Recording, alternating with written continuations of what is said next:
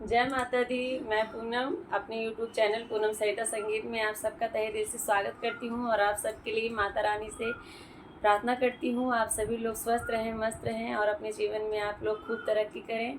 आज हम लोग बहुत प्यारा माता रानी का भजन लेके आए हैं। आप लोग सुनिए, कैसा लगा कमेंट बॉक्स में ज़रूर बताइएगा और वीडियो को ज़्यादा से ज़्यादा शेयर करिएगा। खूब सारा प्यार और आशीर्वाद भर भर के आप लोग दीजिएगा।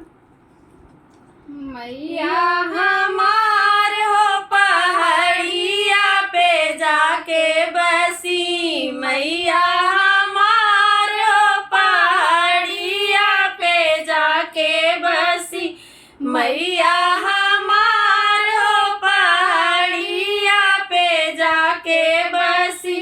पेड़ा मिठाई माई के मन ही ना भावेला, पेड़ा मिठाई माई के मन ही ना भावेला, मन ही ना भावेला, मन ही ना भावेला।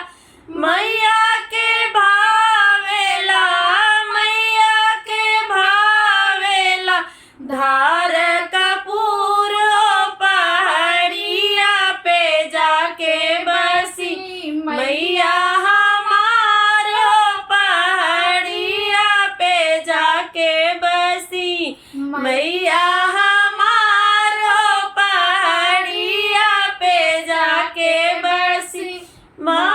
महल अटारी माई के मन ही ना भावेला, महल अटारी माई के मन ही ना भावेला, मन ही ना भावेला, मन ही ना भावेला।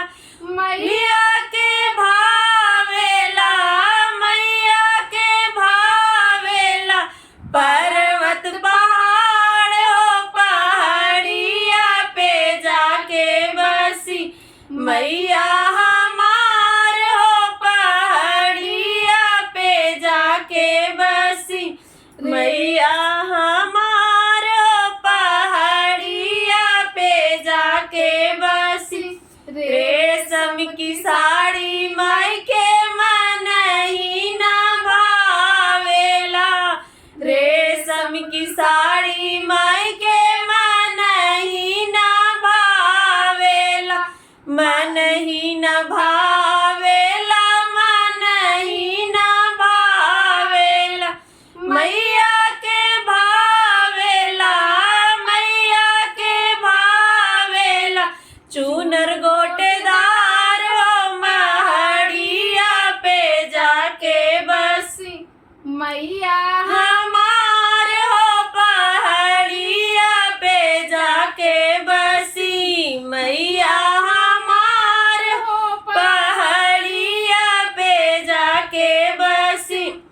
मोतियन के हार माई के मन ही ना भावेला, मोतियन के हार माई के मन ही ना भावेला, मैया के भावेला, मैया के भावेला, अड़हुल के हार हो पहाड़िया पे जाके बसी, मैया हमार हो पहाड़िया पे जाके बसी, मैया हमार हो पहाड़िया पे जाके बसी।